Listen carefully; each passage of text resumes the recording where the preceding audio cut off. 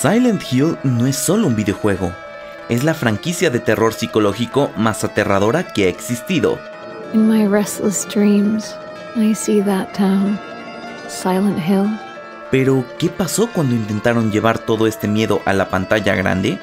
Hoy vamos a repasar las películas de Silent Hill, lo que hicieron bien, lo que arruinaron y lo que todavía puede salvarse en el futuro. Y es que Silent Hill es de las pocas obras que realmente me marcaron desde niño y me dejaron inquieto de verdad, tanto así que seguido me veo profundizando en la franquicia por pura diversión, por lo que veremos la historia detrás de estas adaptaciones, su estrepitosa caída y hablaremos de lo que viene para esta saga. Esto es Isla de Pelis y comenzamos. Cuando hablamos de terror en videojuegos, hay muchos nombres que suenan: Resident Evil, Fractal Frame, Outlast, pero ninguno logró lo que hizo Silent Hill. No era solo un título más, era una experiencia psicológica. El silencio roto por pasos metálicos, la niebla que escondía más de lo que mostraba, y esa atmósfera que no necesitaba jumpscares para aterrorizarte, excepto por ese maldito gato que hizo que casi conociera a San Pedro. Silent Hill fue pionero en algo que después marcaría el género: el miedo como metáfora. Todo en ese pueblo tenía un significado oculto, simbólico, casi freudiano. Y claro, Hollywood no tardó en darse cuenta de que ahí había oro puro. El primero en obsesionarse fue el director francés Christophe Gans. Él jugó Silent Hill originalmente en el primer PlayStation y quedó marcado. De hecho, cuando lo llevó con su productor, la respuesta fue de burla: ¿me estás diciendo que un videojuego logró asustarte de verdad? Y Gans no lo dudó. Sí, y fue una de las experiencias más terroríficas de mi vida. Esa anécdota convenció a todos: si un juego podía lograr eso, seguramente en el cine podría funcionar. Pero Gans no quería hacer una adaptación perezosa. Se metió de lleno en los juegos, analizaba sus movimientos de cámara, los encuadres, los tiempos de espera que Silent Hill usaba para generar incomodidad. Su meta era trasladar este mismo lenguaje visual a la pantalla grande, tanto que algunos planos parecen calcados. La forma en la que el protagonista del juego entra en un callejón y se topa con la primera criatura es casi idéntica a lo que vemos en la película. Además, el director apostó por un diseño grotesco y artístico, monstruos hechos con prostéticos y coreografías retorcidas inspirados en los bocetos originales de los juegos, criaturas que parecían bailar en espasmos como sacadas de una pesadilla. Había amor y respeto por el material, pero también una clara intención de darle identidad propia. Todo pintaba para que Silent Hill fuera la adaptación de videojuegos que sí lo lograría, pero hubo un gran conflicto, un error que dividiría a los fans de la franquicia. Verán, la primera vez que vi la película salí con sentimientos encontrados. Como fan, lo que más me dolía era que la historia que yo amaba y con la que había crecido había cambiado por completo respecto al videojuego original. El juego contaba la historia de Harry Mason, un padre que junto a su hija Cheryl van hacia Silent Hill, pero en el camino tienen un accidente. Al despertar, Harry se encuentra con un pueblo fantasma del que no puede salir y donde su hija ha desaparecido. Al buscarla, él se encuentra con una pesadilla hecha realidad, donde termina descubriendo la historia del pueblo y la relación que tiene con su hija. La película guarda esta misma premisa, pero con cambios significativos en lo que es el lore de la franquicia. La razón de por qué ocurren las cosas en el pueblo es diferente en la película, y hasta cambian roles de personajes importantes. Esto me descontroló en su momento. Yo esperaba ver en la pantalla lo mismo que viví en el PlayStation 1, y claro que cuando no lo encontré, me chocó muchísimo. Para mí, en ese momento, la película era una traición. Eso me decepcionó, pero aprendí una lección importante: no puedes contar con nadie. Pero el tiempo, la experiencia y sobre todo haber estudiado cine me hicieron replantearme todo. Hoy entiendo que una adaptación no siempre tiene que ser una copia literal. Si quiero la historia del juego, siempre tendré el juego. Lo verdaderamente importante es que respete el espíritu de la obra, y en este sentido, Terror en Silent Hill lo logra, porque a pesar de los cambios narrativos, la atmósfera sigue intacta. Esta sensación de estar atrapado en un lugar que respira contigo, donde el aire mismo pesa y donde el silencio es tan inquietante como los monstruos. Otro acierto es cómo usaron lo grotesco como recurso artístico. Los monstruos no solo asustan, sino que incomodan. Incluso el escenario mismo te pone en un estado de tensión constante, y es que Silent Hill siempre ha sido así. No es el susto fácil, es el miedo que se mete bajo tu piel y llega hasta tu psique. Incluso el final, que en su momento me pareció injusto y hasta absurdo, con los años lo aprendí a valorar. Es un cierre agridulce, casi cruel, pero totalmente fiel al tono de la saga. Un desenlace que no tranquiliza, sino que te deja inquieto, pensando en lo que acabas de ver.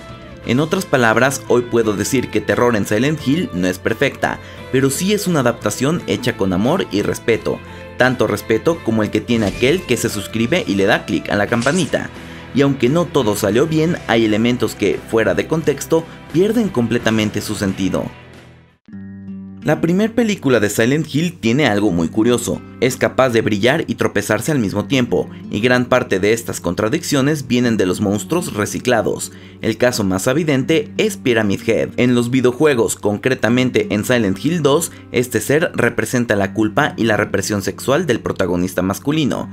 Es un monstruo con una carga simbólica enorme, pero en la película simplemente aparece como un jefe visualmente imponente. Un guiño al fanservice que, fuera de ese contexto, pierde sentido narrativo. Lo mismo pasa con las enfermeras. Son un icono de la saga, eso nadie lo niega, pero su versión hipersexualizada viene directamente de Silent Hill 2. Ahí tenían un sentido porque encarnaban los deseos reprimidos del protagonista. Sí, había enfermeras en Silent Hill 1, pero no tenían esta estética tan provocativa.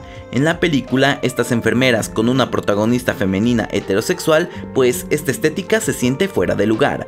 Aún así, debo de reconocer un gran acierto, la mecánica que las hace reaccionar solo a la luz. Esta escena donde la protagonista avanza en completo silencio, rodeada de decenas de criaturas inmóviles que podrían despertar con un mínimo error, es un ejemplo perfecto de cómo crear tensión pura sin necesidad de sangre ni gritos. Eso es cine, hermano. Pero aún así, la cinta se arriesgó a crear sus propios monstruos, tal cual como el conserje que tiene su propio significado. Otro cambio polémico fue el protagonista. En lugar de Harry Mason, la película nos presenta a una madre desesperada por encontrar a su hija. El propio director lo justificó diciendo que Harry en los juegos se comportaba como un personaje femenino, y aunque suena raro, lo cierto es que esta decisión le dio un nuevo tema central a la película, la maternidad. Esto también se refleja en Dahlia Gillespie, la cual en el juego es la villana culpable del sufrimiento de su hija, pero en la película aparece como víctima de un sistema cruel. Este cambio refuerza el discurso materno, madres que luchan, madres que sufren, madres que protegen. El problema más grande, en mi opinión, fue poblar demasiado el pueblo con personajes secundarios. Silent Hill siempre se siente como un ser vivo, como un monstruo en sí mismo, algo que en cierta forma se inspira en Derry, el pueblo de muchas historias de Stephen King, el cual el pueblo es un personaje en sí mismo, pero en Silent Hill, cuando hay tanta gente dando vueltas, el pueblo deja de ser aterrador y se vuelve un simple escenario. Era una tarea difícil, pero al final, sin ser perfecta, Terror en Silent Hill pasó a convertirse en una adaptación que quería tener su propia esencia, mezclado con lo que los fans querían ver con su nueva trama. Tuvo muchos riesgos acertados y el tiempo le ha dado a esta cinta su lugar como una película a la que se le tiene cierto cariño. Pero a pesar de todo esto, lo que vino después fue un completo desastre. Después del relativo prestigio que había ganado la primera película con el paso de los años, muchos éramos los que pensábamos que una secuela podría corregir errores y afianzar lo bueno, pero el destino de Silent Hill Revelation parecía marcado desde el inicio. Y es que Christoph Gans, el director de la primera película, estaba ocupado preparando una adaptación de Onimusha, que para colmo jamás vería la luz. Y Roger Avery, el guionista de la primera cinta, fue arrestado tras un trágico accidente automovilístico, quedando fuera de toda posibilidad de continuar con el trabajo que ya había empezado, y el relevo lo tomó MJ Bassett, quien aseguró tener un guión que podría reemplazar al de Avery. Y ahí empezó el debacle. La película intentó basarse en Silent Hill 3, el videojuego que sirve como secuela directa del primero, pero al forzar esta fidelidad aparecieron problemas de continuidad gigantescos. Lo que había sido un final ambiguo y potente en la primera película quedó arruinado por un guión lleno de agujeros. ¡Es horrible! Me da asco solo verlo. Y sí, la cinta tiene sus caras conocidas, como la aparición de Kit Harington, el gran Jon Snow, pero ni siquiera esto logró salvarla. Visualmente todavía hay ecos del diseño grotesco que tanto caracteriza a Silent Hill, pero la atmósfera se evapora. Ya no hay niebla que te hace sentir observado, ni este silencio opresivo que pesa más que cualquier monstruo. Lo que queda es un desfile de criaturas que, sin alma ni contexto, parece más un cosplay de lujo que horrores simbólicos.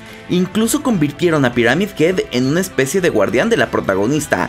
Esto no tiene nada de sentido. El resultado fue un desastre crítico y comercial. La película fue tan mal recibida que enterró cualquier intento inmediato de continuar con la franquicia en el cine. Lo que en la primera adaptación había sido un riesgo y amor por el material original, aquí se transformó en rutina, incoherencia y un guión sin rumbos. Y así Silent Hill quedó dormido en la pantalla grande durante muchos años, hasta que Konami decidió despertarlo.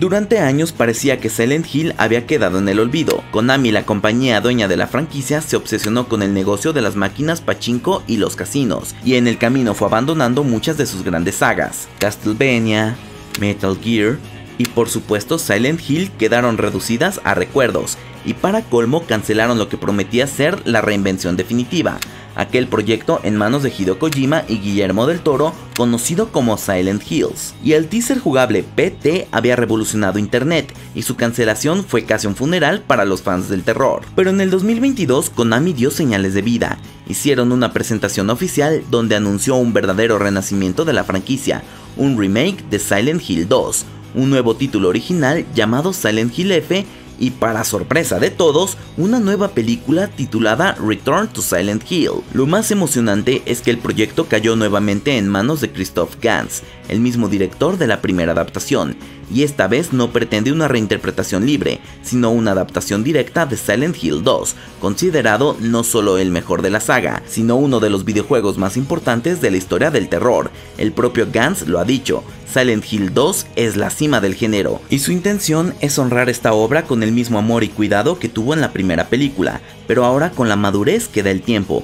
Claro que hay retos. El universo de las películas no permite que Silent Hill sea un lugar pintoresco donde James pasó unas vacaciones en el pasado con su mujer, ya que en la película el pueblo es un lugar abandonado y tóxico. Pero confío en que este director sabrá afrontar dichos retos. Además, lo que se ha visto de avances y de concept arts se ve muy prometedor. Como fan es imposible no emocionarse.